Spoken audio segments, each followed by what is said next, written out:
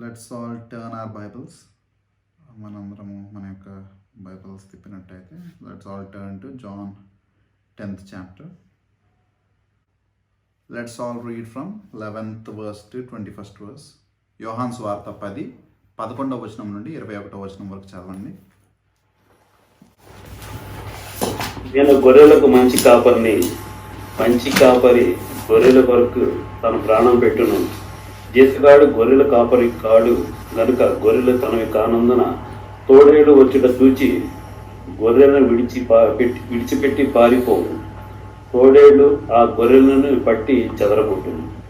జీతగాడే కనుక గొర్రెలను గురించి లక్ష్యము చేయక పారిపోను. నేను గొర్రెల మంచి కాపరిని. తండ్రి నన్ను ఎలాగూ ఎరుగునో, నేను తండ్రిని ఎలాగ ఎరుగుదునో అలాగే నేను నా గొర్రెలను ఎరుగుదును. నా గొర్రెలు నన్ను ఎరుగును, మరియు గొర్రెల కొరకు నా ప్రాణం పెట్టుచున్నాను. ఈ దొడ్డివి కానీ వేరే గొర్రెలను నాకు కలవు. వాటిని కూడా నేను తోడుకొని రావాలను. అవి నా స్వరం వినును. అప్పుడు మంద ఒకటియు గొర్రెల కాపరి ఒకడును అగును. నేను దాన్ని మరలా తీసుకున్నట్లు నా ప్రాణం పెట్టుచున్నాను. ఇందువలనే నా తండ్రి నన్ను ప్రేమించుచున్నాడు. ఎవడనో నా ప్రాణం తీసుకున్నాడు, నా అంతటా నేనే దాన్ని పెట్టుచున్నాను. దాన్ని పెట్టుటకు నాకు అధికారం కలదు, దాన్ని తిరిగి తీసుకున్నట్టుకు నాకు అధికారం కలదు. నా తండ్రి వలన ఈ ఆజ్ఞ పొందితే నేను. ఈ మాటలను బట్టి యూదులలో మరలా భేదం పుట్టింది. వారిలో అనేకులు, వాడు దెయ్యం పట్టిన వాడు, వెర్రివాడు, వారి మాటలు ఎందుకు వినుచున్నారని. మరికొందరు, ఇవి దెయ్యము పట్టిన వాని మాటలు కావు, దెయ్యము గుడ్డివాని కన్నులు తెరవగలదా అని. Praise God. దేవుడి యొక్క వాక్యంలో దీవించిన కాక. So let's all pray and will go into this word of God. ప్రార్థన చేసుకుని ఈ యొక్క వాక్యంలోనికి మనం వెళ్ళిపోదాము. మా ప్రియ పరలోకపు తండ్రి, దేవా నీ యొక్క ఘనమైన నామానికి వందనములు తండ్రి. దేవా నీకే స్తుతులు స్తోత్రములయ్యా. తండ్రి నీ యొక్క వాక్యపు సన్నిధిలోనికి మేము వస్తూ ఉన్నాము. తండ్రి నీ యొక్క వాక్యంతో మాతో మాట్లాడము. గ్రుడ్డి వారము, కనపడని వారము, అంధకారంలో ఉన్నాము. తండ్రి యొక్క వాక్యపును వెలుగును తండ్రి మా యొక్క హృదయంలో వెలిగించుము. మా యొక్క గ్రుడ్డితనం స్వస్థపరచుము. ప్రతి ఒక్కరిని జ్ఞాపకం చేసుకునిమయ్యా. తండ్రి అల్పులమని చెప్పి ఇంకొకసారి జ్ఞాపకం చేసుకున్నాము. తండ్రి నీవు పరలోకం నుండి దిగి వచ్చిన వాడవు. ఈ యొక్క జ్ఞానము నీ యొక్క సొత్తు తండ్రి. మేము ఈ లోక సంబంధులము, మా యొక్క జ్ఞానము అల్పమైనది. నాతో నీ యొక్క వాక్యముతో మాట్లాడండి దేవా. తండ్రి అల్పుడు నేను, నన్ను జ్ఞాపకం చేసుకోండి తండ్రి. నీ యొక్క నోటి బోరగా వాడుకోండి తండ్రి. విశ్వాసంగా నీ యొక్క వాక్యమును నీ యొక్క పరిశుద్ధులకు అందించడానికి కృప చూపించండి. నీవే తండ్రి జరగబో సమయం అంతటిలో మహిమను పొందుకొని జరగబో సమయాన్ని నీ యొక్క హస్తముల్లోనికి సమర్పించుకుంటూ యేసయ్య వారి దివ్యమైన నామములో ప్రార్థిస్తూ వేడుకుంటున్నాను తండ్రి. ఆమేన్. So we have seen John 10:1-11, right. గత వారం మనం చూసుకున్నప్పుడు యోహాను సువార్త 10:1 నుండి 11 వచనములు మనం చూసుకున్నాము. అక్కడ మనము జ్ఞాపకం చేసుకున్నది ఏంటంటే, యోహాను సువార్తలో 7 సార్లు దేవుడు నేను అని చెప్పి తనను తాను సంబోధించుకోవటము ఈ యొక్క యోహాను సువార్తలో కనిపిస్తూ ఉంటుంది. We see this 7 I ams as called as I am is called as a tetragrammaton. టెట్రాగ్రామటాన్ అనగా దేవుడు తనను తాను సంబోధించుకోవటము, అయామ్ అని చెప్పి. అది మనము మోషే గారు దేవాతి దేవుణ్ణి నీవు ఎవరు అని చెప్పి అడగగా అయామ్ అని చెప్పి అయామ్ హూ అయామ్, నేను ఉన్నవాడను అనువాడనై ఉన్నాను అని చెప్పిన మాట ప్రకారము ఇక్కడ యేసుక్రీస్తు ప్రభువారు కూడా ఆ యొక్క అయామ్ అన్న మాట బట్టి తానే దేవునిగా అక్కడ సంబోధించుకోవటము ఈ యొక్క యోహాను సువార్తలో మొత్తం 7 సార్లు జరిగిద్ది. మొట్టమొదటిది we all do know I am the bread of the life, నేను ఈ లోకమునకు జీవాహారమై ఉన్నాను. And the next one we see as I am the light of the world, ఈ లోకమునకు నేను వెలుగై ఉన్నాను. ది అదర్ వన్ ఈజ్ ఇక్కడ మనకు చూస్తాము ఐ ఆమ్ ద డోర్, నేను ద్వారమును. దాని తర్వాత I am the good shepherd, నేను మంచి కాపరిని. దాని తర్వాత we see I am the resurrection and the life. నేనే పునరుద్ధానమును జీవమును. దాని తర్వాత వేసి అగైన్ ఐ ఆమ్ ద నేనే మార్గమును, నేనే సత్యమును, నేనే జీవము. I am the way, the truth and the life. ఆఖరిగా we see I am the good point. నేను నిజమైన ద్రాక్షావళిని, నేను నిజమైన మంచి ద్రాక్షావళిని. ఈ విధంగా 7 సార్లు యోహాను సువార్తలో మనకి నేను అని దేవాతి దేవుణ్ణి సంబోధించుకునే ఆ యొక్క మాటని యేసుక్రీస్తు ప్రభువారు తనని తాను ఉద్దేశించుకుని చెప్పటం అన్నది మనకి కనిపిస్తూ ఉంటుంది. సో ఇక్కడ ఈ అధ్యాయం యొక్క ప్రత్యేకత ఏంటంటే ఇందులో మనకి ఆ యొక్క అయాం అన్న పదాలు, దేవాతి దేవుని సైతము ఇంకెవ్వరిని సంబోధించకూడని ఆ యొక్క మాటలు 2 మనకి యేసుక్రీస్తు ప్రభువారు తనను గూర్చి తాను చెప్పుకోవటం మనకు కనిపిస్తూ ఉంటుంది. యేసుక్రీస్తు ప్రభువారు తానే దేవుడని చెప్పి ఎక్కడ చెప్పుకున్నాడని చెప్పి అందరూ అడిగే ప్రశ్నలకి సమాధానంగా ఈ యొక్క అధ్యాయంలో మనకి 2 సార్లు కనిపిస్తుంది. ఒకటి ఇక్కడ యేసుక్రీస్తు ప్రభువారు చెప్తారు, ఐ ఆమ్ ద డోర్, నేను ద్వారమును.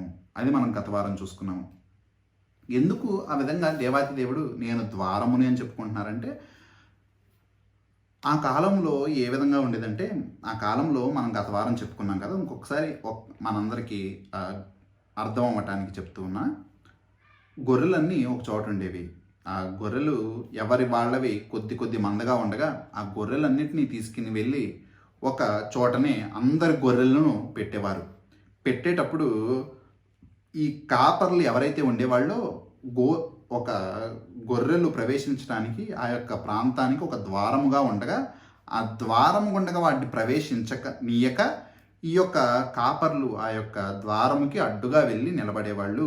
నిలబడి వాళ్ళ చేతిలో ఒక పెద్ద స్టాఫ్ ఉండేది, ఆ యొక్క రాడ్ పట్టుకొని, ఆ యొక్క స్టాఫ్ పట్టుకొని, ఆ కర్ర పట్టుకొని ఒక్కొక్క దాన్ని వీరి యొక్క కర్రను అడ్డుగా పెట్టి ఒక్కొక్కటి రాగానే కర్ర దగ్గరికి దాన్ని అక్కడ ఆపి, దానికి ఏమైనా గాయాలు తగిలినాయా, పొద్దున మేత మేయించడానికి బయటికి తీసుకెళ్ళినప్పుడు ఏదైనా దెబ్బలు తగిలినాయా, బాగానే ఉందా లేదా అని చెప్పి ప్రతిదాన్ని పరీక్షించి అంత బాగానే ఉందనుకున్నప్పుడు లోపల ఆ యొక్క ప్రాంతంలోనికి పంపించడం అన్నది జరుగుతూ ఉండేది. తర్వాత ఇంకోటి రాగానే మళ్ళీ ఆ యొక్క పెట్టి తన యొక్క గొర్రె ప్రతిదీ బాగానే ఉందా, ఎటువంటి రోగాలు ఏమైనా ఉన్నాయా, లేదా ఏదన్నా దెబ్బలు తగిలినాయా, ఏదన్నా బలహీనతలు ఉన్నాయా, ప్రతిదాన్ని చూసుకుని లోపలికి పంపించడం అన్నది జరుగుతుంటుంది. ఒక ద్వారము ఉండగా ఆ ద్వారంలోకి వెళ్ళటానికి అసలైన ద్వారంగా ఈ యొక్క కాపరిళ్ళు ఆ దినముల్లో చేస్తుండేవాళ్ళు. ఆ యొక్క పనిని ఇక్కడ యేసుక్రీస్తు ప్రభువారు చెప్తున్నారు. ఆ యొక్క ద్వారము ఎవరు కాదు, యేసుక్రీస్తు ప్రభువారు. ఎవరైనా మనము ఈ యొక్క పరలోక రాజ్యంలోనికి ప్రవేశించాలంటే హీ ఈజ్ ద డోర్. ఆయనే మార్గము మొట్టమొదటిది, రెండవది ఆయన సత్యము, ఆయన జీవము, ఆయనే ద్వారము కూడా. ఆయన కూడా మన కాపరి వలె మనల్ని పరిశీలించుకుని ఒక్కొక్కరిగా పరీక్షించుకుని ఆ యొక్క ద్వారంలోనికి ప్రవేశించడం అన్నది జరిగిద్ది అన్నది గత వారం మనం చూసుకున్నాము. సో ఈ దినం మనము ఈ యొక్క 11వ వచనము నుండి ధ్యానించుకోబోతున్నాము. 11వ వచనము మొట్టమొదటి మాట వేసి ద అదర్ టెట్రాగ్రామటాన్, నేను గొర్రెలకు మంచి కాపరిని. I am the good shepherd. మంచి కాపరి గొర్రెల కొరకు తన ప్రాణము పెట్టెను. ఇక్కడ మనకి యేసుక్రీస్తు ప్రభువారు తాను గురించి మంచి కాపరి అని చెప్పి చెప్పుకుంటూ ఉన్నారు. మనం గత వారం కూడా ధ్యానించుకున్నాము ఏ విధంగా చెడ్డ కాపర్లు ఉంటారు, మంచి కాపర్లు ఉన్నారు అని చెప్పేసి మనం గత వారం ధ్యానించుకున్నాము. సో ఇక్కడ మనకి క్లియర్గా యేసుక్రీస్తు ప్రభువారు తాను మంచి కాపరి అని చెప్పి చెప్తూ ఉన్నారు. ఇక్కడ తన మంచి కాపరి అని చెప్తుండగా మనకి ఇంకోటి ఏం తెలుస్తుంది, మంచి కాపరితో పాటు there are other false pastors or else false shepherds in this world. ఈ లోకంలో చెడ్డ కాపర్లు ఉన్నారని చెప్పేసి మనందరము జాగ్రత్తగా ఉండాలని చెప్పి మనకు ఇంకోసారి ఈ యొక్క వాక్య భాగంలో కనపడుతూ ఉంది. అంత్యదినముల్లో ఎందరో ఈ యొక్క తోడేళ్ళు గొర్రెల చర్మాలు కప్పుకొని ఈ యొక్క లోకంలోనికి వస్తాయన్నది మనకి యేసుక్రీస్తు ప్రభువారు మనకి ఆ యొక్క మాటలన్నీ మనకి చెప్పి ఉన్నారు. మన ఈ యొక్క వాక్య భాగం అంతట్లో చూస్తే ఎన్నోసార్లు అంత్యదినముల్లో ఈ యొక్క తోడేళ్ళు గొర్రె చర్మములు కప్పుకొని మనుషుల్లోనికి వస్తాయి అని చెప్పి క్రీస్తు వలే పోలినవాడు అంత్యక్రీస్తుగా, అంటే అందరూ ఒక అబద్ధపు క్రీస్తుని, అబద్ధపు యేసయ్యని, అబద్ధపు దేవుణ్ణి పూజించడం అన్నది ఆఖరి దినముల్లో జరిగిద్ది అన్నది మనకు వాక్యంలో తెలుస్తుంది. ఇటు విధంగా ఉంటూ ఉండగా మన యొక్క క్రైస్తవ్యంలో మనం జాగ్రత్తగా ఉండాలి. అందుకే there is a verse saying test each and every spirit, ప్రతి ఒక్క ఆత్మని పరీక్షించాలి అని చెప్పి వాక్యం చెప్తుంది. దాని కొరకు బిరియా ప్రజలు కూడా పౌలు గారు బోధిస్తున్నా కానీ చాలా శ్రద్ధగా వాక్యములో ప్రతి ఒక్క మాటని వెతకటం అన్నది మనం చూస్తున్నాం.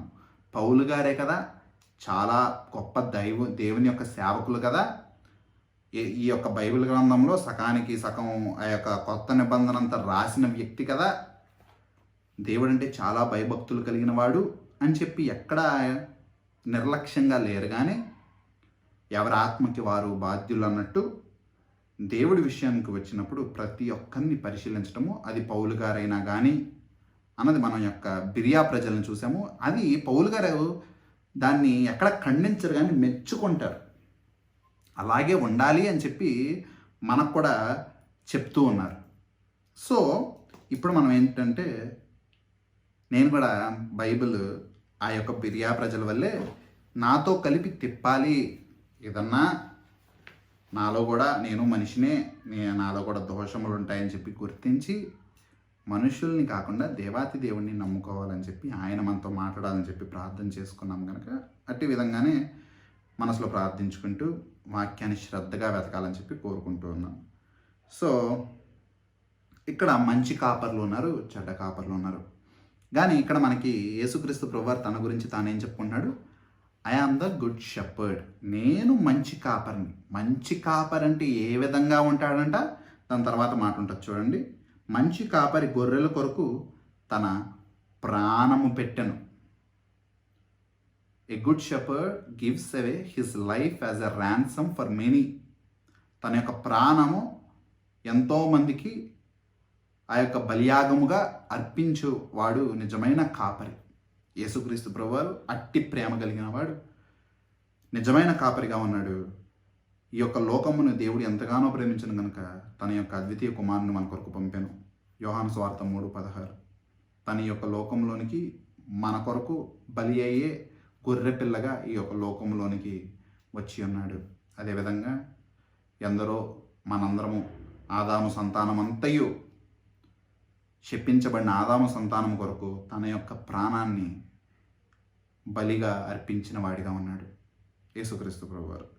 సో ఇట్టి విధంగా ఉంటారని చెప్పి మనకి ఒక నిజమైన మంచి కాపరి గురించి యేసుక్రీస్తు ప్రభువారు చెప్తున్నారు. ప్రాణం పెట్టేవాడు నిజమైన కాపరి. వాళ్ళ యొక్క ప్రాణాల కొరకు వాళ్ళు పరిగెత్తేవాళ్ళు నిజమైన కాపర్లు కాదు. వాళ్ళ యొక్క ప్రాణాల కొరకు పోరాడేవాళ్ళు నిజమైన కాపర్లు కాదు. వాళ్ళ యొక్క ప్రాణాల కొరకు ఏదైనా చేసేవాళ్ళు నిజమైన కాపర్లు కాదు. మనుషుల మీద ఆధారపడుతూ వీళ్ళ యొక్క పోషణ కొరకు, వీళ్ళ యొక్క ప్రతిదాని కొరకు దేవుడి మీద ఆధారపడకుండా మనుషుల మీద ఆధారపడుతూ ఉండగా నిజమైన కాపర్లు కాదు. నిజమైన కాపరి ప్రాణం పెట్టేవాడిగా, అంతటి ప్రేమ కలిగి ఉండేవాడిగా ఉంటాడు. మనకు ఆ మాటలు ఒక నిజమైన కాపరి ఏ విధంగా ఉంటాడన్నది వాక్యములో యేసుక్రీస్తు ప్రభువారు చెప్పకమునుకు చాలామంది ప్రవక్తలు ఈ యొక్క లోకంలోనికి వచ్చి యేసుక్రీస్తు ప్రభువారు ఏ విధంగా ఉండబోతున్నారు అన్నది మనకి తెలియచెప్పారు. ఒకసారి నాతో పాటు ఆమోసు గ్రంథము తిప్పినట్టయితే 3వ అధ్యాయం తిప్పినట్టయితే అందులో 12వ వచనం చూసినట్టయితే, యెహోవా సెలవిచ్చున్నదేమనగా, గొల్లవాడు సింహము నోటి నుండి 2 కాళ్ళనైనను చెవి ముక్కునైనను విడిపించున్నట్లుగా షోమ్రోనులో మంచము మూలం మీదను బుట్టాలు వేసిన శయల మీదను కూర్చుండు ఇశ్రాయేలీయులు రక్షింపబడుదురు. ఇక్కడ మనకు ఒక గొల్లవాడు కనిపిస్తున్నాడు. ఆ యొక్క గొల్లవాడు ఎటువంటి వాడిగా ఉంటూ ఉంటాడు? ఆ యొక్క గొల్లవాడు సింహము నోటి నుండి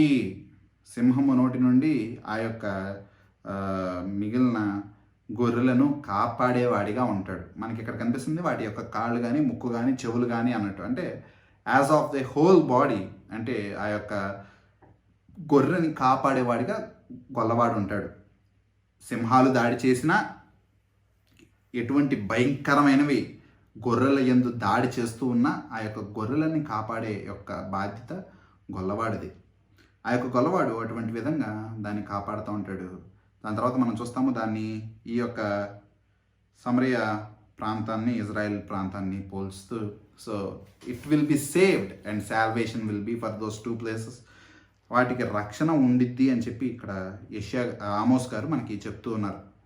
కానీ ఒక నిజమైన గొల్లవాడు, నిజమైన కాపరి ఏ విధంగా ఉంటాడంటే, ఎదుట సింహము దాడి చేస్తున్న, ఎటువంటి భయంకరమైనది మృగములు అక్కడ దాడి చేస్తున్న అటువంటి మృగముల నుండి తన యొక్క మందని కాపాడుకునేవాడు నిజమైన కాపరి. ఇటువంటి విషయాన్ని మనందరికీ తెలిసిన దావీదు గారు కూడా తను మాట్లాడుతూ, ఆ యొక్క సౌలు గారితో మాట్లాడుతూ చెప్తారు. చూడండి, మనకి తెలిసిన ఎంతోమంది కాపర్లలో అబ్రహాం గారు ఉన్నారు, మోషే గారు ఉన్నారు. బాగా తెలిసిన ఆ యొక్క దావీదు గారు కూడా అటువంటి కాపరిగానే ఉన్నారు. గొలియాతును చంపే గొలియాతు గారిని చంపే మునుపు ఆయన ఒక కాపరిగా ఉన్నారు దావీదు గారు. సో ఆ యొక్క దావీదు గారు ఒక చిన్న పిల్లవాడిగా కాపరి పని చేస్తుండగా ఎటువంటి విధంగా కాపరిగా ఉండేవాడు అన్నది ఆయన యొక్క మాటల్లో చెప్తూ ఉంటాడు. 1 సమూయేలు 17వ అధ్యాయంలో చూసినట్టయితే, 1 సమూయేలు 17వ అధ్యాయము 34వ వచనం తిప్పండి. అందుకు దావీదు సౌలుతో ఇట్లా నిన్ను, నీ దాసుడైన నేను నా తండ్రి యొక్క గొర్రెలను కాయుచుండ సింహమును ఎలుగుబంటియును వచ్చి మందలో నుండి ఒక్క గొర్రె పిల్ల ఎత్తుకొని పోచుండగా నేను దానిని తరిమి చంపి దాని నోటి నుండి ఆ గొర్రెను విడిపించి తిని, అది నా మీదకి రాగా దాని గడ్డము పట్టుకుని దాన్ని కొట్టి చంపి తిని. ఇక్కడ దావీదు గారు చెప్తున్నారు, నిజానికి మనుషులు సింహాలతో లేదా ఎలుకబంటులతో పోరాడేంత శక్తివంతులా అంటే ఇట్ డిపెండ్స్. అంటే ఆ యొక్క పరిస్థితుల ప్రకారము, మన చేతిలో ఉన్న ఆయుధాల ప్రకారము, లేదా అవతల పక్కన్న బలహీనతల ప్రకారము, లేదా మనకున్న బలాల ప్రకారము, it depends. But it is not always one sided కదా. ఎప్పుడు ఖచ్చితంగా మనుషులే గెలవగలరు అన్నది కన్ఫర్మేషన్ లేదు. మనకి కావాల్సిన సామాగ్రి, మనకు కావాల్సిన ఆయుధాలు, మనకు కావాల్సిన బలలో అన్నీ బలగం మనకుంటే తప్పితే మనం వాటిని గెలవలేము, వాటిని పట్టుకోలేము. ఎప్పుడన్నా మనము దేర్ విల్ బి ఛాన్సెస్ అవి మనల్ని దాడి చేసి మనల్ని చంపే అవకాశం కూడా ఉంది కదా. సో నిజమైన కాపరి కాని వాళ్ళు, అంటే అబద్ధపు కాపర్లు, అబద్ధపు విశ్వాసులు కానీ ఇటువంటి వారు ఏ విధంగా ఉంటారంటే, వారికి వారి యొక్క ప్రాణము ఎంత ప్రియమైనదంటే, వారి యొక్క ప్రాణం మీదకి వచ్చినప్పుడు వాళ్ళు ప్రేమించని మంద కనుక అక్కడ నుండి పారిపోయేవారిగా ఉంటారు. సింహం రాని, ఎలుకబంటి రావని, వారి మంద కాదు కదా, అవి చచ్చిపోతే ఏంటి అన్న విధంగా ఆ యొక్క మందను విడిచి పారిపోయేవారిగా ఉంటారు. కానీ మన యొక్క జీవితము ఆ యొక్క మంద మీద ఆధారపడి ఉంటే, మన యొక్క ప్రాణాలు వాటితో ముడిపడి ఉంటే, మనం వాటిని ప్రాణం కంటే ఎక్కువగా ప్రేమిస్తుంటే, వాటి మీద ప్రాణం కంటే, అంటే నాకు నా మీద ఉన్న ప్రేమ కంటే వాటిపైన ఎక్కువ ప్రేమ ఉంటే, నా ప్రాణం పోయినా పర్లేదు వాటిని కాపాడుకోవాలనుకుంటాను కదా. సో అటువంటి విధంగానే నిజమైన కాపర్లు ఉంటారు. ఇక్కడ దావీదు కూడా అటువంటి వాడిగానే ఉన్నారు. అది బయట వాళ్ళ యొక్క మంద కాదు, వాళ్ళ యొక్క మంద. సో వాళ్ళ మందని ఆ యొక్క నిజమైన కాపర్లు అటువంటి విధంగా కాపాడుకుంటారు. ఇట్టి విధంగా ఆమోస్ గారు చెప్పిన విధంగా ఇక్కడ 1 సమూయేలులో మనం దావీదు గారు తన సాక్ష్యము చెప్తూ ఉండగా మనకు కనిపిస్తుంది, ఎట్టి విధంగా మంచి కాపర్లు తన యొక్క మంద కొరకు ప్రాణం పెడతారు. వీళ్ళు మంచి కాపర్లు అయితే చెడ్డ కాపర్లు ఏం చేస్తారు? మనం అనుకున్నట్టు అక్కడ నుండి పారిపోతారు. ఇది నా మంద కాదు కదా అని చెప్పేసి పారిపోయేవారిగా ఉంటారు. ఈ లోకంలో మనుషులందరూ మందగా ఉండగా మనందరికీ కాపరి ఎవరంటే దేవాతి దేవుడు. ఆయన నియమించిన ఎందరో ఈ యొక్క లోకంలో ఆయన చేతి కింద కాపర్లుగా పనిచేస్తూ ఉన్నారు. అంటే దేవాతి దేవుడి యొక్క మంద, ఆ యొక్క సార్వత్రిక సంఘముని చిన్న చిన్న సంఘములుగా, చిన్న చిన్న గుంపులుగా వారి యొక్క ప్రాంతాల్లో వాళ్ళు కూడుకుంటూ ఉండగా ఆ యొక్క కూడుకుంటున్న ఆ యొక్క సంఘాల్లో ఉన్న కాపర్లు ఎవరైతే ఉన్నారో దేవుడు ప్రథమ కాపరిగా ఉండగా ఆ ప్రథమ కాపరి కింద వీళ్ళందరూ చిన్న కాపర్లు. సో ఈ మంద ఈ చిన్న కాపర్లకి చెందినది కాదు. ఈ యొక్క మందంతయు ప్రధాన కాపరికి చెందినది. ఆ ప్రధాన కాపరి ఈ యొక్క చిన్న కాపర్లకు ఒక బాధ్యతని ఇచ్చి ఉన్నారు. ఏం బాధ్యత? తన యొక్క మందను ఈ లోకములో ఉన్నంత వరకు, ఈ లోకములో దేవుడే కాపలా. ఈ లోకంలో కూడా ప్రతిదీ సమస్తమును అందించేది దేవాతి దేవుడే. కానీ యాజ్ ఎ ఫిజికల్ రిప్రజెంటేషన్ దేవుడు ఈ యొక్క అధికారాన్ని నియమించి ఉన్న, ఈ యొక్క అధికారము ఈ యొక్క చిన్న కాపర్లకు ఇచ్చి వారి మీద నియమించి ఉన్నాడు దేవుడు. సో ఇక్కడ మనం దాన్ని బట్టి మనమేం చూస్తామంటే, ఫస్ట్ థింగ్,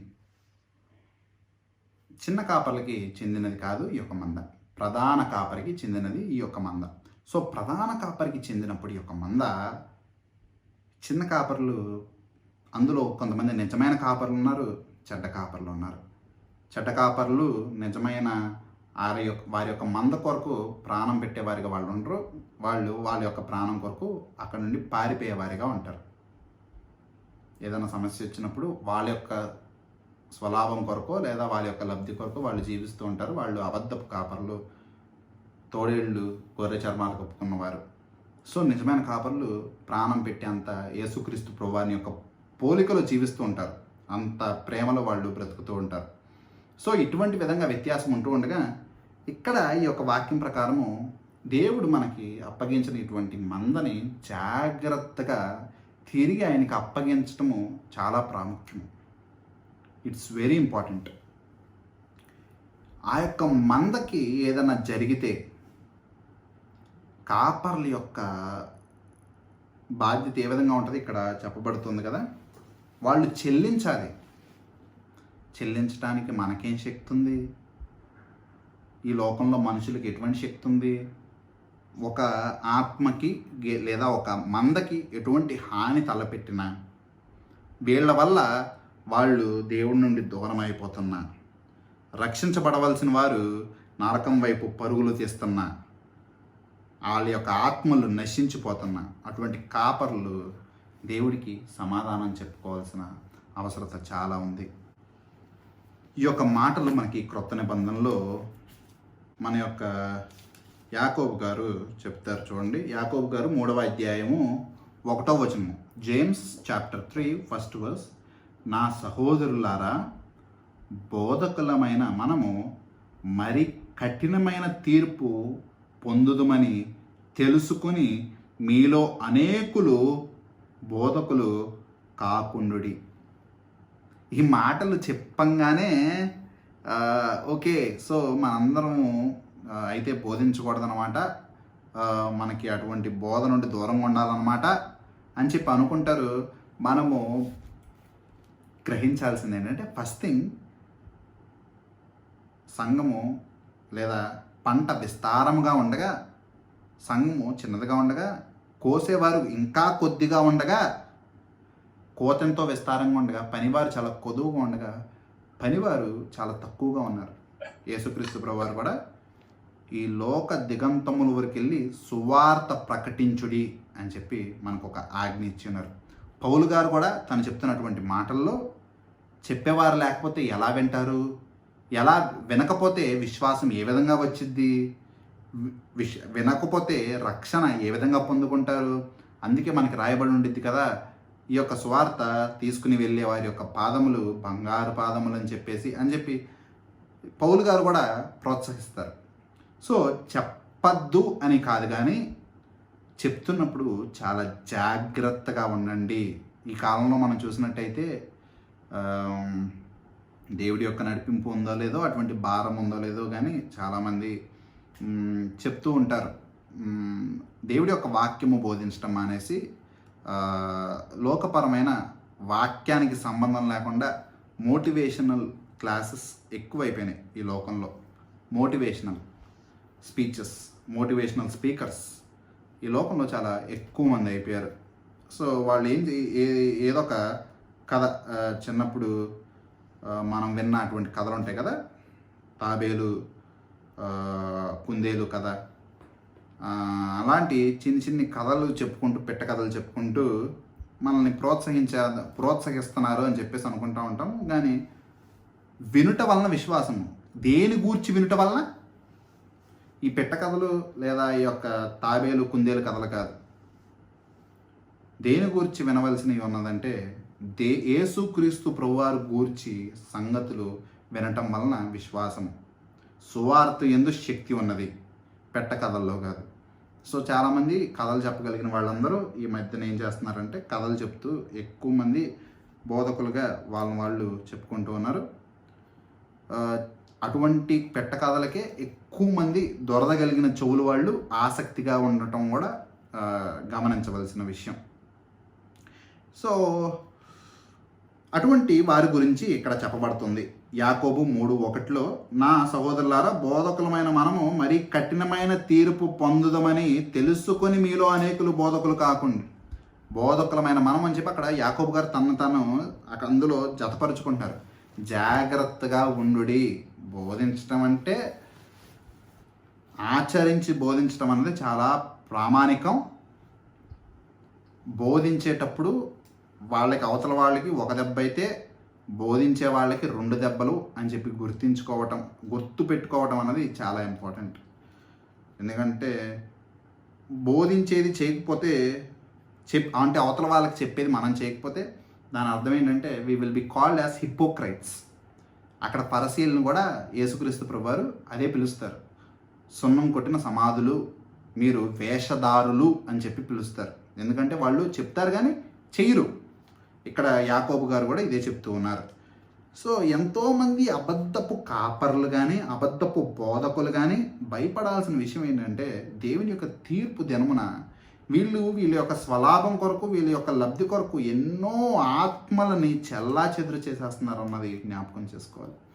అది వాళ్ళ యొక్క సొత్తు కాదు, అది దేవుని యొక్క సొత్తు. ఏదో ఒక దినము దేవుడు వీళ్ళందరినీ నిలవబెట్టి ఆయన అప్పగించిన ఆ యొక్క మందని వాళ్ళు ఏం చేశారని చెప్పి అడుగుతారన్నది చాలా గ్రహించుకుంటూ ఉండాలి. ఆ యొక్క బాధ్యతని, అది బాధ్యత కాదు కానీ బేసికలీ చాలామంది ఎన్నో బిజినెస్ల్లో ఇది కూడా ఒక బిజినెస్ లాగా చేస్తున్నారు, విచ్ ఇస్ వెరీ సాడ్. చాలా బాధాకరమైనది. సో ఇక్కడ యేసుక్రీస్తు ప్రభువారు అట్టివారు ఉన్నారు, జాగ్రత్త. అట్టివారు ఏ విధంగా ఉంటారంటే అన్నది తర్వాత వాక్య భాగంలో మనం చూస్తాము. ఆయన మాత్రము he is the true good shepherd, మంచి కాపరి అని చెప్పి మనకి తెలియచెప్తూ ఉన్నారు. ఎంత మంచి కాపరి అంటే మనుషుల నుండి దోచుకునేవాడు కాదు, మనుషుల నుండి తీసుకునేవాడు కాదు. సేవకుడు, కాపరి తన యొక్క ప్రాణాన్ని సైతము మన కొరకు అర్పించిన నిజమైన మంచి కాపరి అని చెప్పి ఈ యొక్క వాక్య భాగంలో మనకి గుర్తు చేస్తూ ఉన్నారు. సో 11వ వచనం చూడండి. నేను గొర్రెలకు మంచి కాపరిని, మంచి కాపరి గొర్రెల కొరకు తన ప్రాణము పెట్టాను. ఇక్కడ చాలామందికి ఒక చిన్న సమస్య ఏంటంటే దేవాతి దేవుడు కదా, రాజులకు రాజు కదా, గొప్పవాడు కదా, దేవుడు ఈ లోకంలోనికి శరీరధారుడై మనుష్యునిగా వచ్చినప్పుడు ఈ శరీరాన్ని ఇవ్వటంలో ఏం ప్రత్యేకత ఉంది? ఈ ప్రాణము చాలా అల్పమైనది కదా, దేవాతి దేవునికి ఏం నష్టము? సో ఆయన జస్ట్ ఈ యొక్క ప్రాణాన్ని, ఈ యొక్క శరీరాన్ని మన కొరకు ఇవ్వటంలో ఏం పెద్ద గొప్ప అని చెప్పి ప్రశ్నించేవాళ్ళు, భావించేవాళ్ళు చాలామంది ఉంటారు. కానీ ఇక్కడ మనం గమనించాల్సింది ఏంటంటే ఇక్కడ చూడండి మాట, ఆ యొక్క 11వ వచనములో మంచి కాపరి గొర్రెల కొరకు తన ప్రాణము పెట్టెను. ప్రాణము అంటే ఈ యొక్క శరీరముకి సంబంధించిన ప్రాణం కాదండి, ఈ లోకపరమైన జీవం కాదు. ఇక్కడ ఈ యొక్క తెలుగులో తర్జుమా చేసిన ఈ యొక్క ప్రాణము, ఇంగ్లీష్లో ఉన్న లైఫ్ ఎక్కడి నుంచి తర్జుమా చేయబడినాయి అంటే గ్రీక్ భాష నుండి, గ్రీక్ హెబ్రూ భాష నుండి తర్జుమా చేయబడినాయి. గ్రీక్ భాషలో ఈ యొక్క ప్రాణము అంటే జనరల్గా ప్రాణము అంటే వాడే మాటలు ఏంటంటే బయోస్, ఇంకోటి జోయే. బయోస్ అండ్ జోయే అంటే చాలామందికి బయాలజీ అంటే తెలుసు కదా, చాలామంది బయాలజీ చదివిన వాళ్ళు ఉంటారు, స్టడీ ఆఫ్ లైఫ్. జువాలజీ అంటే స్టడీ ఆఫ్ యానిమల్ లైఫ్. కానీ గ్రీక్ భాషలో ఆ యొక్క మాటల నుండి inspirationally they were been taken this words. బయోసి, జోయే అన్న మాటలు గ్రీక్ భాషలో ఉన్న మాటలు తీసుకోవటం అనేది జరిగింది. సో బయో అంటే ప్రాణం కిందకే వచ్చింది, జోయే అంటే కూడా ప్రాణం కిందకే వచ్చింది. సో ఈ యొక్క మాటలు ఈ యొక్క గ్రంథముల్లో వాడారా అంటే లేదు. కానీ ఇక్కడ వాడిన మాట ఏంటో తెలుసా? ఇక్కడ మంచి కాపరి తన యొక్క గొర్రెల కొరకు బయో పెట్టెను కాదు, జోయే పెట్టెను కాదు, కానీ ఏం పెట్టెను అని చెప్పి ఇక్కడ రాయబడి ఉండిద్దంటే సైకి అని చెప్పి ఇక్కడ రాయబడి ఉంది. సైకి అంటే అర్థము సోల్, తన యొక్క ఆత్మని కుమ్మరించాడు అని చెప్పి చెప్పబడుతూ ఉంది. అంటే ఈ శరీరము నశించిపోయి యొక్క శరీరమే కాదు, తన యొక్క ఆత్మ అంతటియు, అంటే తన యొక్క జీవమంతటియు, తన యావత్తు తనకి కలిగి ఉన్నదంతయు ఆయన ధారపోశాడు, ఆయన అర్పించాడు అని చెప్పి మనకి ఇక్కడ కనపడుతుంది. బయోసి ఆర్ ఆ యొక్క జోయే, it's the life that we see outside, బహిరంగంగా బయటికి కనిపించేది ఆ యొక్క జీవం. But this life, the true soul, ఆ యొక్క సైకి మన యొక్క హృదయాంతర్యమంతయు, from the inside it is been poured out for us, మన కొరకు ఆ విధంగా అర్పించాడు తన యావత్తు. ఈ కేవలం ఆ యొక్క శరీరం కాదు, తనని తాను సమర్పించుకున్నాడు మన కొరకు అని చెప్పి మనకు కనపడుతుంది. ఆ ముందు యేసుక్రీస్తు ప్రభువారు ఈ యొక్క లోకంలోనికి రాకముందు ఆ యొక్క ప్రీ ఇన్కార్నేట్ క్రైస్ట్గా, తర్వాత ఈ లోకంలోనికి వచ్చిన తర్వాత ఈ యేసుక్రీస్తు ప్రభువారిగా, రేపటి దినము మన యొక్క తీర్పు తీర్చేటువంటి న్యాయాధిపతిగా, ఇప్పుడు దేవుని యొక్క సన్నిధిలో ఆ యొక్క ప్రధాన యాజకునిగా ప్రతి సమయము he has devoted himself for us, మన కొరకు అర్పించుకున్నాడు దేవాది దేవుడు తనని తాను. ఆఖరికి ఇక్కడే కాదు, ఈ యొక్క మాట మనం చూసినట్టయితే మత్తయి సువార్త తిప్పండి నాతో పాటు. మత్తయి సువార్త 20వ అధ్యాయము, Mathews gospel 20th chapter 28th verse. మత్తయి సువార్త 20:28 వచనం చూసినట్టయితే, అలాగే మనుష్య కుమారుడు పరిచారము చేయించుకొనుటకు రాలేదు, కానీ పరిచారము చేయుటకు అనేకులకు ప్రతిగా విమోచన క్రయధనముగా తన ఆత్మను, ఇక్కడ ప్రాణము అంది. గ్రీక్ భాషల యొక్క పదము బయోస్ కాదు లేదా జోయే కాదు, ఇట్స్ సైకి. ఆత్మను, తన యొక్క యావత్తును నిచ్చుటకును వచ్చెనని చెప్పెను క్రయధనముగా, as a ransom for many. తన యావత్తును he himself has given for us as a ransom. మన కొరకు క్రయధనముగా తన యావత్తు మన కొరకు దారపోసి ఉన్నారు. సమస్తమును. ఎందుకు ఆయన ఆ విధంగా మన కొరకు ప్రాణం ఇచ్చి ఉన్నాడు? ఎందుకు ఆ విధంగా ప్రాణం విడిచి ఉన్నాడు? ఒకసారి నాతో పాటు యెషయా గ్రంథము 53వ అధ్యాయం చెప్పండి. యెషయా గ్రంథము 53వ అధ్యాయంలో 8వ వచనం చూసినట్టయితే, అన్యాయపు తీర్పు నొందిన వాడై అతడు కొనిపోబడిను. అతడు నా జనులు అతిక్రమమును బట్టి మొత్తబడిను గదా. సజీవులు భూమిలో నుండి అతడు కొట్టివేయబడును.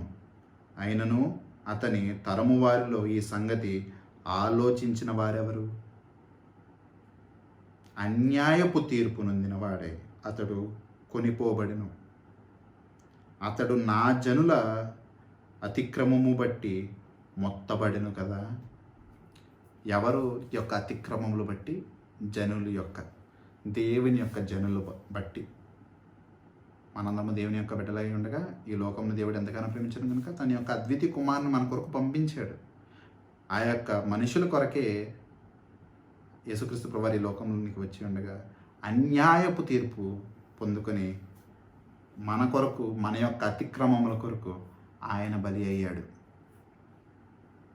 సో కారణం ఏంటి? ఆయన ఆ విధంగా తన యావత్తుని, తన యొక్క ఆత్మని మన కొరకు కుమ్మరించడానికి కారణం ఏంటంటే మనమే. మత్తయి సువార్త 1:21లో కూడా మనకు కనిపిస్తూ ఉంటుంది, తన ప్రజలను వారిని పాపముల నుండి ఆయనే రక్షించును గనుక ఆయనకు యేసు అని పేరు పెట్టుదవనెను. తన యొక్క జనులను పాపము నుండి రక్షించేది ఆయన గనక ఆయనకి యేసు అని చెప్పి పేరు పెట్టెదను అని చెప్పి అక్కడ కనిపిస్తుంది. So for saving us from our transgressions, saving us from our sins, మన యొక్క పాపములు, అతిక్రమముల నుండి మనం రక్షించడానికి దేవుడు తన యొక్క ఆత్మను, తన యొక్క ప్రాణమును మన కొరకు కుమ్మరించారు. సో యోహాను సువార్త 10వ అధ్యాయము 12వ వచనం చూద్దాం.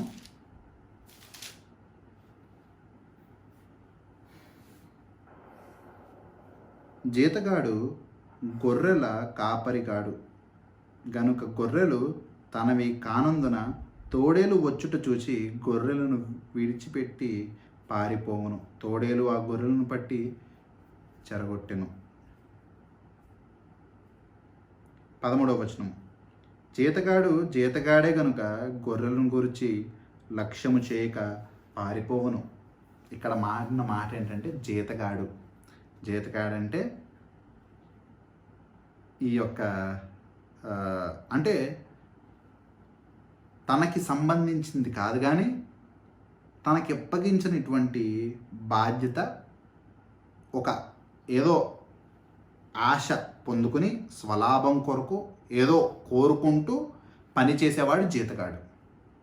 జీతగాడి యొక్క సొంతం కాదు, తనకు అప్పగించిన ఆ యొక్క పని తను చూసుకోవాల్సిన ఈ యొక్క పరిస్థితిలో జీతగాడి పని ఏంటంటే ఆ యొక్క గొర్రెలను చూసుకోవటం. ఆ గొర్రెలు ఆ జీతగాడికి సంబంధించినవి కాదు, ఆ గొర్రెలు నిజమైన కాపరికి సంబంధించినవి. ఆ నిజమైన కాపరి జీతగాడికి జీతం ఇస్తూ ఉండగా జీతగాడు జీతానికి ఆశపడి ఆ యొక్క కాపరికి కాపలా కాస్తూ ఉన్నాడు. సో జీతగాడు ఎప్పుడైతే ఆ యొక్క జీతం కొరకు కాస్తూ ఉన్నాడో, నిజమైన సమస్య వచ్చినప్పుడు జీతగాడి పని ఏంటి? జీతగాడికి ఇస్తుంది ఎందుకు? కాపలా కాయటానికే, వాడిని కాపాడటానికే, నాశనం అయిపోకుండా రక్షించటానికే, అడ్డుపడటానికే. కానీ జీతగాడు ఏం చేస్తాడు?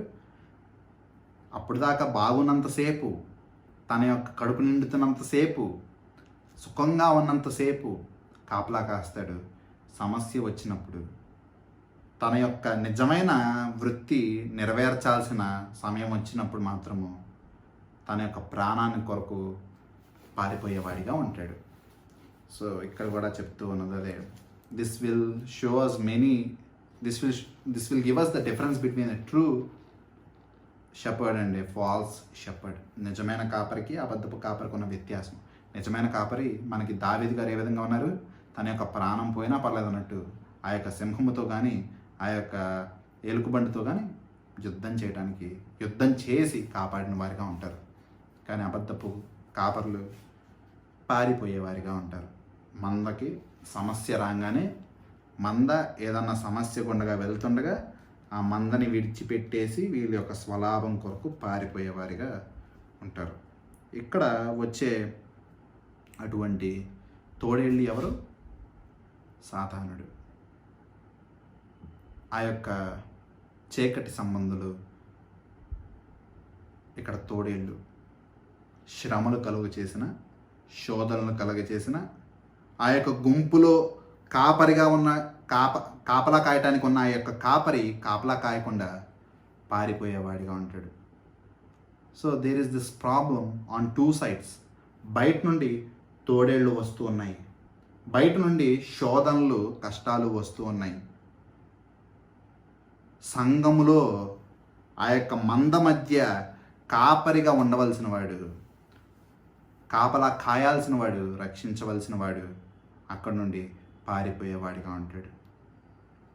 లోపల నుండి అబద్ధపు కాపర్లు, బయట నుండి సాతాను శోధనలు.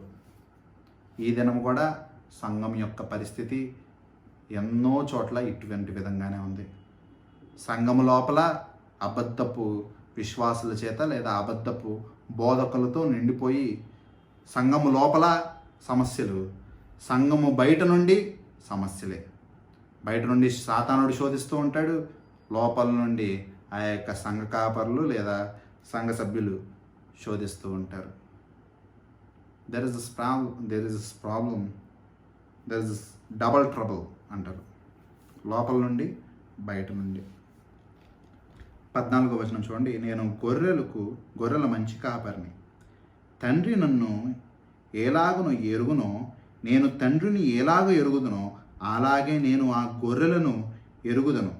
నా గొర్రెలు నన్ను ఎరుగును, మరియు గొర్రెల కొరకు నా ప్రాణము పెట్టుచున్నాను. సో మనకిక్కడ యేసుక్రీస్తు ప్రభువారు ఆయన ఇంకొకసారి, కానీ అటువంటి వానిగా కాదు, నేను మంచి కాపరిని. అబద్ధపు కాపర్లు ఉంటారు, బయట నుంచి తోడలు వస్తూ ఉంటాయి, లోపల ఆ యొక్క కాపర్లు కాపాడాల్సిన వాళ్ళు పారిపోయేవారిగా ఉంటారు. కానీ నేను మంచి కాపరిని. యేసుక్రీస్తు ప్రభువారు చెప్తూ ఉన్నారు, తండ్రి నన్ను ఎరుగును, ఎలాగ ఎరుగును, నేను తండ్రిని ఎలాగ ఎరుగుదును అలాగే నేను నా గొర్రెలను ఎరుగుదును. ఇక్కడ చూసారా, ఒక మాట మనకి 4 సార్లు కనిపిస్తూ ఉంటుంది ఒక 2 వచనంలో. ఏంటా మాట? ఫర్ ఐ నో, ఎరుగును. ఎరుగును అన్న మాట మనకి 4 సార్లు కనిపించింది. ఎరగటం అంటే ఏంటి? ఎరగటం అంటే ఇప్పుడు నాకు పలానా చోట మనకు కావాల్సిన వస్తువులు దొరుకుతాయి, అది అలా తెలియటమా? అలా ఎరగటమా? పలానా వ్యక్తి ఏంటో నాకు తెలుసు, పలానా వ్యక్తి ఏం చదువుతున్నాడో నాకు తెలుసు, పలానా వ్యక్తి ఏం పని చేస్తున్నాడో నాకు తెలుసు. ఇక్కడ వాడుతున్న ఈ యొక్క ఎరగటం యొక్క అర్థం అది కాదు. ఆ యొక్క వ్యక్తి గురించి ఏం చేస్తున్నాడో పైన తెలియటం కాదు. ఇక్కడ చెప్పబడిన ఎరగటం ఏంటంటే సన్నిహితంగా, ఇంటిమేట్ ఫెలోషిప్లో, సన్నిహితంగా అటువంటి సహవాసంలో ఎరగటం అన్నది మనకి ఇక్కడ తెలుస్తుంది. ఈ యొక్క మాట యొక్క అర్థం మనకి ఎలా తెలిసిద్దంటే 17వ వచనం చూడండి. 17వ వచనంలో, నేను దాన్ని మరలా తీసుకున్నట్లు నా ప్రాణం పెట్టుచున్నాను, ఇందువలననే నా తండ్రి నన్ను ప్రేమించుచున్నాడు. ఇక్కడ మనకి ఈ యొక్క 14-15లో మనకి ఏం కనిపిస్తుంది? తండ్రి నన్ను ఎరిగను, నేను తండ్రిని ఎరిగను. ఇక్కడ మనకి 17వ వచనంలో తండ్రి నన్ను ప్రేమించుచున్నాడు. ఎరగటం అంటే దేవుని యొక్క వాక్యంలో ప్రేమించటం. Knowing is not knowing outwardly, పైన బట్టి తెలియటం కాదు. Knowing is inwardly, intimately. ఆంతర్యము, చాలా సన్నిహితంగా తెలియటము. ఎలాగా ఆంతర్యము సన్నిహితము తెలిసిద్ది? When someone is being loved so much. చాలా ప్రేమించినప్పుడు మనసు, ఎటువంటి మనసో, ఎటువంటి మనిషో, ఎటువంటి ఆలోచనలు ఉంటాయో, ఎటువంటి విధంగా ఉంటారో మనకి తెలిసిద్ది. Like we do know our parents. తల్లిదండ్రులు వాళ్ళు ఎక్కడ పనిచేస్తారో వాళ్ళు ఏంటో కాదు, వాళ్ళ యొక్క స్వభావం ఏంటో, వాళ్ళ యొక్క మనసు ఏంటో, వాళ్ళ యొక్క ఆలోచనలు ఏంటో మనకి ఏ విధంగా తెలిసిద్దో మన యొక్క ఇంటి వారి గురించి, అటువంటి ఇంటిమసీ, అటువంటి సన్నిహిత్యము, అటువంటి సాన్నిహిత్యము మనకు అక్కడ కనిపిస్తుంది. ఈ యొక్క మాటలు మనం చూసినట్టయితే గ్రంథంలో చాలాసార్లు వాడబడుతూ ఉంటుంది. ఒకసారి నాతో పాటు ఆదికాండము 4వ అధ్యాయము 1వ వచనం చూసినట్టయితే, నౌ యాడమ్ న్యూ ఈవ్ అని ఉంటుంది.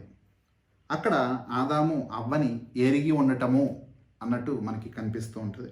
అదేవిధంగా అదే అధ్యాయములో మనకి 17వ వచనం చూసినట్టయితే, కయ్యను తన భార్యను ఎరిగినందువల్ల, like Cain knew his wife. భార్యని తెలియటం అంటే ఏంటి?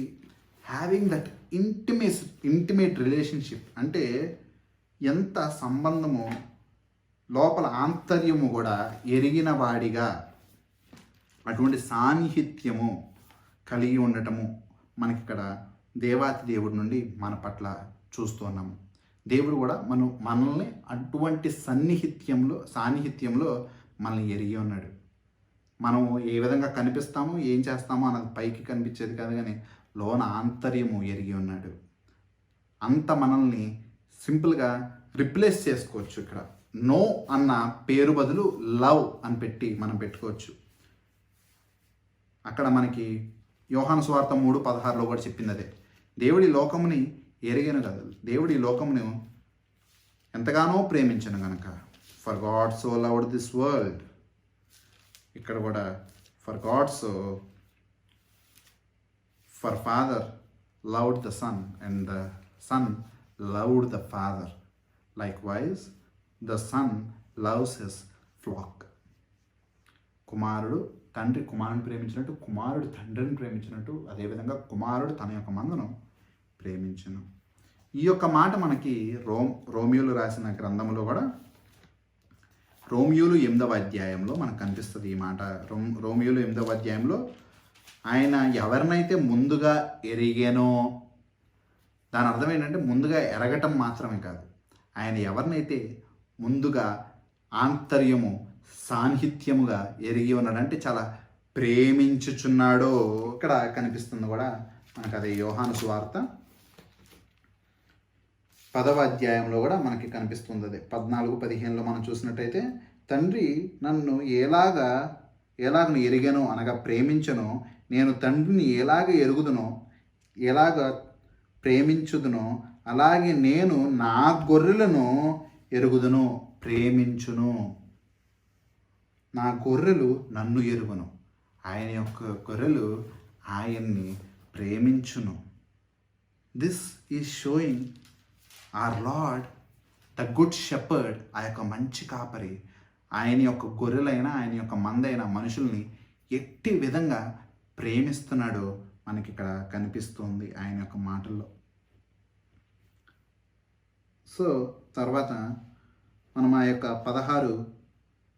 16వ వచనం చూసినట్టయితే, ఈ దొడ్డివి కానీ వేరే గొర్రెలను నాకు కలవు, వాటిని కూడా నేను తోడుకొని రావలను, అవి నా స్వరము వినును, అప్పుడు నా మంద ఒక్కటి అయ్యు, గొర్రెల కాపరి ఒక్కడును అగును. ఇక్కడ చాలా ఇంట్రెస్టింగ్ విషయం ఒకటి మనకు కనిపిస్తుంది. సో అక్కడ దేవుడు మాట్లాడుతుంది ఆ యొక్క మంద గురించి. ఆ యొక్క మంద అనగా అక్కడ ఇజ్రాయేలీల్ని పోలి ఉంది అని చెప్పి మనకి కనిపిస్తుంది. ఇజ్రాయేలీల్ని పోలి ఉండగా ఆ యొక్క మంద గురించి వాళ్ళకి బోధిస్తూ ఉండగా, యూదులు కొన్ని విషయాలు తీసుకోలేని విషయాలు ఇక్కడ యేసుక్రీస్తు ప్రభువారు చెప్తున్నారు.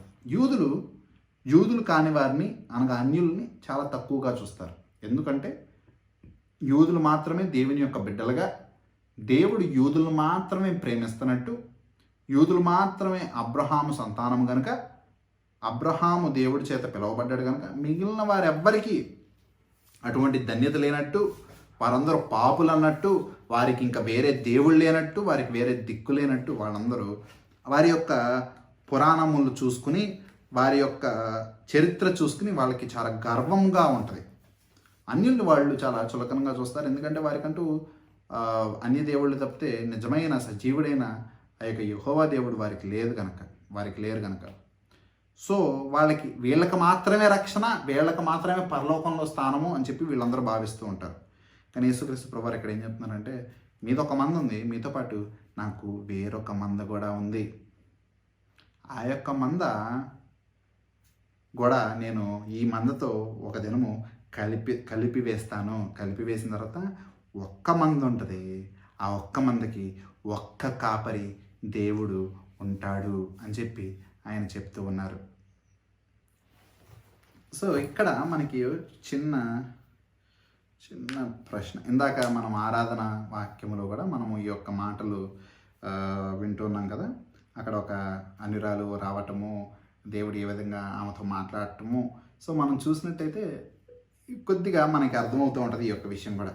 సో దేవుడు అబ్రహాము గారిని కూడా ఏ విధంగా దీవించారంటే, నీ యొక్క సంతానమును చాలా నేను అభివృద్ధి చేసేదను, అవి ఆకాశ నక్షత్రముల వలె ఈ యొక్క అభివృద్ధి చెందుతాయి. ఎందుకు? చివరాఖరికి ఈ లోకమంతయు నీ యొక్క సంతానం ద్వారా దీవించబడటానికి, that all the nations be blessed by your seed అని చెప్పి అక్కడ మనకు కనిపిస్తుంది. అంటే దేవుడు ఒక చిన్న ఆలోచన ఏంటంటే, దేవుడు ఏ ఒక్క ప్రాంతానికి దేవుడు కాదు, నిజమైన దేవుడు ఈ లోకం మొత్తానికి దేవుడు. నిజమైన దేవుడు ఈ లోకం మొత్తాన్ని సృజించాడు. నిజమైన దేవుడు ఈ లోకం మొత్తంలో ఉన్న మనుషులందరినీ సృజించాడు. మన దేశంలో చూసినట్టయితే చాలా బాధాకరం ఏంటంటే, ఇక్కడున్న విశ్వాసాలు బట్టి కానీ, ఇక్కడున్న మతాలు బట్టి కానీ, ఇక్కడున్న ఆలోచనలు బట్టి కానీ, దేవుళ్ళందరూ ఈ దేశంలోనే పుట్టినట్టు, ఈ దేశంలో నుంచి వేరే దేశం అన్నది, వేరే సంబంధాలు ఏమీ లేనట్టు సమస్తము ఇక్కడే జరుగుతూ ఉంటాయి. కథలన్నీ ఇక్కడే జరుగుతూ ఉంటాయి. వేరే దేశాలతో కానీ, వేరే ప్రాంతాలతో కానీ అసలు ఏ సంబంధం లేకుండా ఉంటాయి.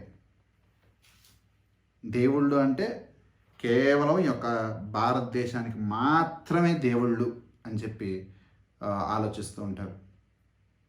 కానీ నిజమైన దేవుడైతే భారతదేశం ఒక చిన్న దేశం, ఈ లోకమంతా ఉండగా, ఆ యొక్క లోకమంతట్లో ఈ యొక్క దేశం కూడా ఉండగా, ఈ దేశానికి దేవుడైన దేవుడు ఈ లోకం మొత్తానికి దేవుడై ఉండాలి.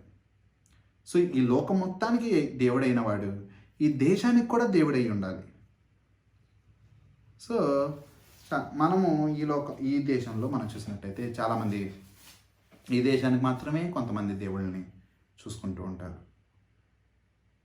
కానీ ఈ లోకం మొత్తానికి దేవుడు ఎవరు అని చెప్పి మనం చూసినట్టయితే గ్రంథముల్లో, ఈ బైబిల్ గ్రంథంలో మనకు క్లియర్గా యేసుక్రీస్తు ప్రభువారు in his words he says, even from the old testament, పాత నిబంధన నుండి, ఆది కాండము నుండి, ఆ యొక్క ఆదాము గారి సమయము నుండి తన యొక్క రక్షణ కార్యం అన్నది ఏ విధంగా జరిపించుకుంటూ వచ్చారు, ఏ విధంగా ఇజ్రాయేలీని ఎంచుకొని అందులో నుండి యేసుక్రీస్తు ప్రభువారు జన్మించి ఈ లోకము దిగంతముల వరకు వెళ్ళి సువార్త ప్రకటించుడి, ప్రతి ఒక్క దేశానికి వెళ్ళుడి, ప్రతి ఒక్క జాతి ప్రకారం వారిని మార్చుకోండి అని చెప్పి దేవుడు ఆ యొక్క మత్తయి సువార్త 28 ఆ యొక్క 19వ వచనంలో కూడా ఏ విధంగా పంపించాడు. యేసుక్రీస్తు ప్రభువారు జన్మించడానికే ఆ యొక్క ఇజ్రాయేలీ దేశంలో జన్మించారు. కానీ ఆయన దేవాతి దేవుడు కనుక ఆయన ఈ లోకమంతటిని రక్షించడానికి తన యొక్క శిష్యులను ఈ యొక్క లోకము దిగంతముల వరకు వెళ్ళి సువార్త ప్రకటించుడి అని చెప్పి ఆజ్ఞాపించారు. అదే మాటలు మనము చూసినట్టయితే పౌలు గారు కూడా గలతీయులకు రాసినటువంటి పత్రికలో గలేషియన్స్ చాప్టర్ 3 28వ వచనము, ఇందులో యూదుడిని గ్రీసు దేశస్థుడిని లేదు, దాసుడని స్వతంత్రుడని లేదు, పురుషుడని స్త్రీ అని లేదు, యేసుక్రీస్తునందు మీరందరూ ఏకముగా ఉన్నారు. మీరు యూదుడని కాదు, గ్రీసు దేశస్థుడని కాదు, అంటే యూదుడని కాదు, అన్య దేశం వాడని కాదు, మీరు పురుషుడని కాదు, స్త్రీ అని కాదు, మీరు రాజని కాదు, లేకపోతే దాసుడు అని కాదు, మీరు ఎవరైనా కానీ యేసుక్రీస్తు ప్రభువారు మిమ్మల్ని స్వతంత్రులుగా చేస్తున్నారు. ఇంకా ప్రాంతీయ భేదాలు లేవు, మనుషులు కనిపించే విధానంలో ఎటువంటి భేదాలు లేవు, జాతీయ భేదాలు లేవు, కులాల యొక్క భేదాలు లేవు. కేవలము యేసుక్రీస్తు ప్రభువారి యందు విశ్వాసం ఉంటే వాళ్ళు ఏ జాతి వారైనా కావచ్చు, ఏ రంగు వారైనా కావచ్చు, ఏ స్థలం వారైనా కావచ్చు, ఏ దేశం వారైనా కావచ్చు, అందరూ ఆ యొక్క సార్వత్రిక సంఘంలో జతపరిచిపడిన వారుగా ఉంటారు. ఆ యొక్క మంచి కాపరికి, ఆ యొక్క ఒక్క కాపరికి గొర్రెలుగా వాళ్ళందరూ ఉంటారు. ఈ యొక్క విషయము పాత నిబంధనే, క్రొత్త నిబంధనే కాదు కానీ పాత నిబంధనలో కూడా మనకి యెషయా గ్రంథము 42:6 దేవుడు మెస్సయ్య ఈ యొక్క లోకమంతటికి అటువంటి రక్షణని తీసుకుని వచ్చేవాడిగా ఉన్నాడు అని చెప్పి కనిపిస్తుంది. మళ్ళీ 49:6 కూడా దేవుడు ఈ యొక్క లోకం దిగంతముల వరకు అటువంటి రక్షణని అందించేవాడు అని చెప్పి మనకు అక్కడ కనిపిస్తూ ఉంటుంది.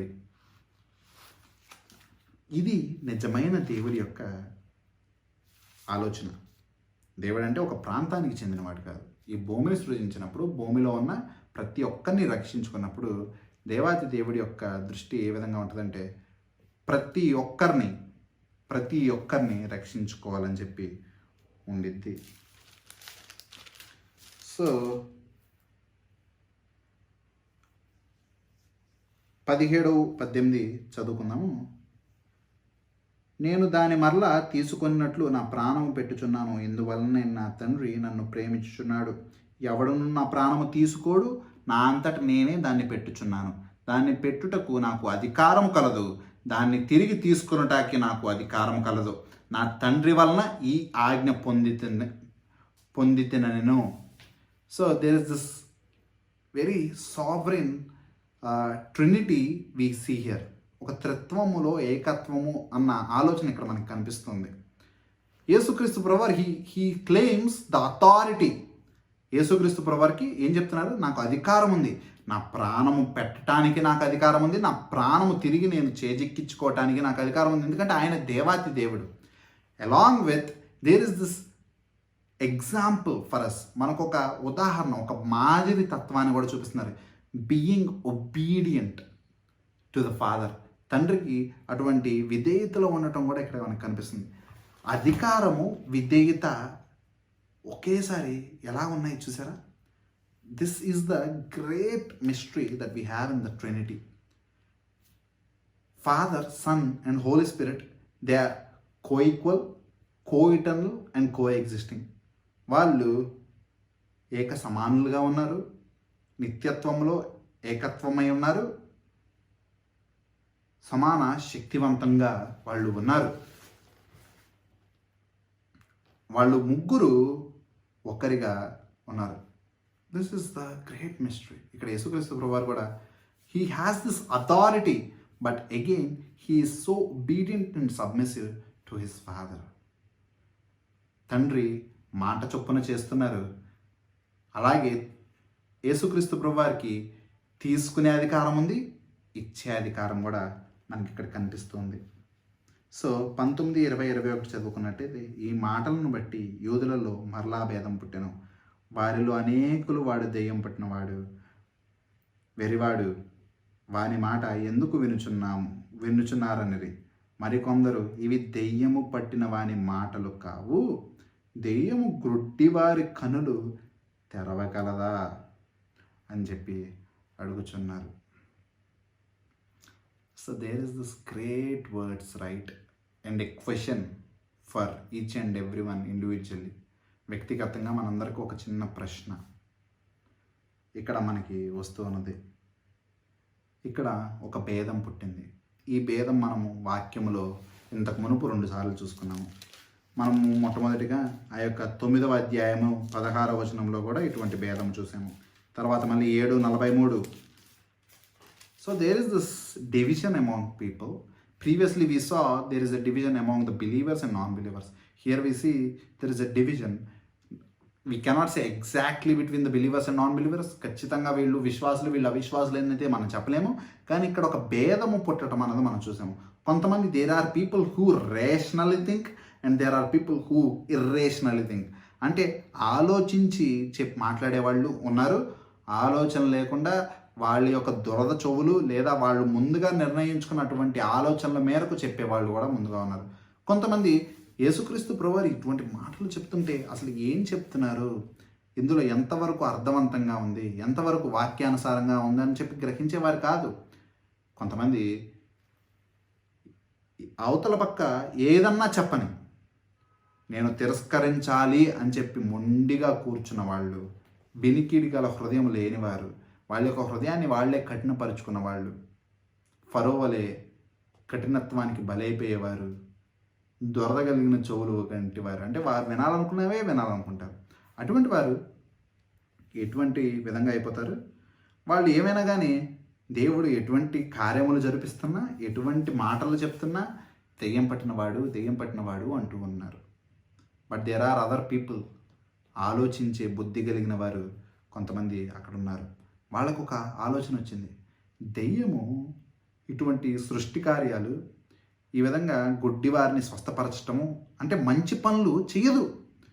దెయ్యం పట్టిన వాళ్ళు ఆ కాలంలో కూడా ఉన్నారు, ఇటువంటి విధంగా ఉన్నారు. వాళ్ళని చూస్తే జనులు భయపట్టేవాళ్ళు, పరిగెత్తేవాళ్ళు, భయపడిపోయేవాళ్ళు. వాళ్ళు ఏ విధంగా ఉండేవాళ్ళు, సంఖ్యలు కట్టబడి ఉండేవాళ్ళు. వాళ్ళందరూ చాలా వాళ్ళు గాయపరుచుకుంటూ, హింసిస్తూ, చెడ్డ పనులు చేస్తుండేవాళ్ళు.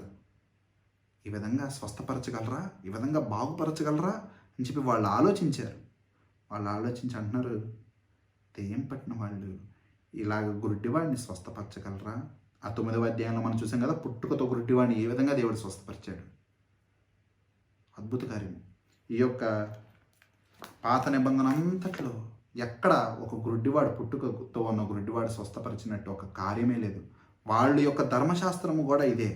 వాళ్ళ యొక్క ధర్మశాస్త్రంలో వాళ్ళ యొక్క పాత నిబంధన ఎక్కడ లేని సూచక క్రియ యేసుక్రీస్తు ప్రభువారు చేస్తే, అయినా కానీ కొంతమంది మొండిగా తిరస్కరించాలనుకునే వాళ్ళు తిరస్కరిస్తున్నారు. ఆలోచించేవాళ్ళు ఆలోచించి ఈయన చెప్పిన మాటలు గ్రహిస్తున్నారు. ఆలోచించే వాళ్ళకి ఒక చిన్న విషయము దేవుడు చెప్పింది, ఆయన మంచి కాపరి, తన యొక్క మందని ఆయన ప్రేమించుచున్నాడు, తన యొక్క మందని ఆయన కాపాడుకుంటాడు, తన యొక్క మంద కొరకు ఆయన ప్రాణం పెట్టి ఉన్నాడు. మంచి కాపరి, నిజమైన కాపరి, ప్రాణం పెట్టే కాపరి. ఈ లోకంలో ఏ దేవుడైనా కానీ, ఏ కాపరైనా కానీ ప్రాణం పెట్టినవారు, తన యొక్క జనముల కొరకు, తన యొక్క మంద కొరకు ప్రాణం పెట్టినవారు ఎవరూ లేరు. యేసుక్రీస్తు ప్రభువారు నిజమైన దేవుడు కనుక తన యొక్క ప్రాణము తన యొక్క మంద కొరకు పెట్టి ఉన్నాడు. తనకి అధికారం ఉన్నది తన యొక్క ప్రాణం పెట్టడానికి, తీసుకొనటానికి. అది కేవలము తన యొక్క ప్రాణం కాదు, తన యొక్క యావత్తు, తన యొక్క ఆత్మను అక్కడ కుమ్మరించి ఉన్నాడు. అక్కడ ఆయన గాయాలు పొందుకుంది ఈ శారీరకమైన చేతుల్లో కొట్టబడిన ఆ యొక్క శీలలతో కాదు, ముళ్ళ కిరీటంతో కాదు, కొరడా దెబ్బలతో చర్మము లెగిసిపోవటము, కండ ఊడిపోవటం కాదు, డొక్కలు పొడిపించుకోవటం కాదు. ఆంతర్యము, తన యొక్క ఆత్మ, తన యొక్క యావత్తు ఆ యొక్క పాపముని అసహించుకునే, ఆ యొక్క కన్నులు పాపము చూడలేనంత పరిశుద్ధతలో ఆయన ఉండగా ఆ పాపాన్ని మన కొరకు ఆయన మోసాడు. పాపులలో ఆయన ఎంచబడిన వాడిగా ఉన్నాడు, హేళన చేయబడిన వాడిగా ఉన్నాడు. పరిశుద్ధుడు పరిశుద్ధుడు అని చెప్పి నిత్యము దూతగణములతో కొనియాడబడే దేవాతి దేవుడు పాపులలో ఎంచబడ్డాడు. ఎంత భయంకరమైన మానసిక వేదన దేవుడు అక్కడ పొంది ఉన్నాడు. మన కొరకు ఈ లోక పాపమంతటి ఏ విధంగా మోసాడు. మంచి కాపరి తన యొక్క మంద కొరకు ప్రాణం పెట్టి ఉన్నాడు.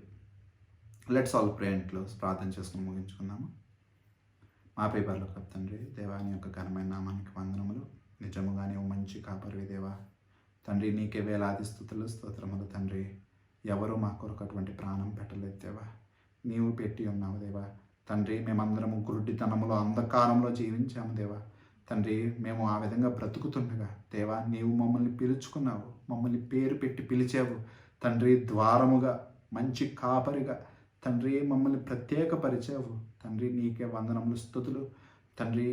బయట నుండి ఎన్నో తోడేళ్ళు మా యందు తండ్రి దాడి చేస్తుండగా తండ్రి లోపల ఉన్న ఎందరో తండ్రి అబద్ధపు బోధకులు తండ్రి మమ్మల్ని వేధిస్తుండగా, సరి అయిన సమయంలో మమ్మల్ని విడిచిపెట్టి వెళ్ళిపోతుండగా తండ్రి దేవా, నీవు మమ్మల్ని విడవలేదయ్యా, నీవు మమ్మల్ని ఎడబాయలేదు తండ్రి, మమ్మల్ని కాపాడుకున్నావు తండ్రి. నీ యొక్క ప్రాణాన్ని మా కొరకు తండ్రి వెలగా చెల్లించావు, దాని కొరకు నీకు స్తుతులు స్తోత్రములు దేవా. నీ యొక్క ప్రేమ తండ్రి వర్ణించలేనిది, మాకు అర్థం కానిది తండ్రి. అల్పమైన వారము, మా యొక్క సొంత తండ్రి లోకపరమైన ఆశలని ప్రేమిస్తున్న వారం తండ్రి, మమ్మల్ని క్షమించండి. మీరు మమ్మల్ని మా కొరకు మీ యొక్క యావత్తుని ధారపోసి ఉండగా తండ్రి, మేము మా యొక్క కొద్ది సమయం కూడా మీకు ఇవ్వలేకపోతున్నాం. మమ్మల్ని క్షమించండి దేవా. నీ యొక్క ప్రేమ అమూల్యమైనది, అమోఘమైనది, వర్ణించలేనిది. అటువంటి ప్రేమకి తండ్రి వేలాది స్తుతులు స్తోత్రములు చెల్లించుకుంటున్నామయ్యా. తండ్రి సహాయం చేయండి. ఆ యొక్క మంచి కాపరిగా ఎందరో తప్పిపోతున్నటువంటి గొర్రెలుగా ఉండగా తండ్రి కాపాడండి దేవా.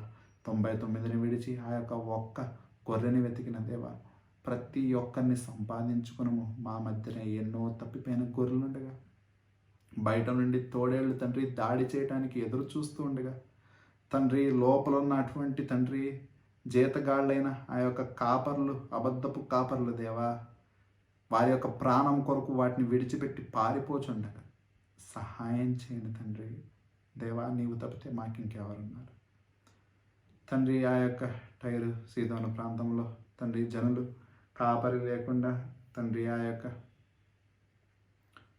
నీవు వస్తున్న ఆ యొక్క పడవని ఏ విధంగా చూస్తూ ఉండగా వారి మీద కనికరం చూపించి దేవా, వారితో ఆ యొక్క రాత్రి పగళ్ళు గడిపి దేవా, ఆ యొక్క గొప్ప సువార్తంతయు నీవు చెప్పి వాటి విధంగా దేవా, కాపరి లేని వారిగా ఉండగా తండ్రి మమ్మల్ని గుర్తించి తండ్రి మాలో తప్పిపోయిన వారిని కాపాడము. నీ యొక్క సువార్తను వారికి బోధించుము.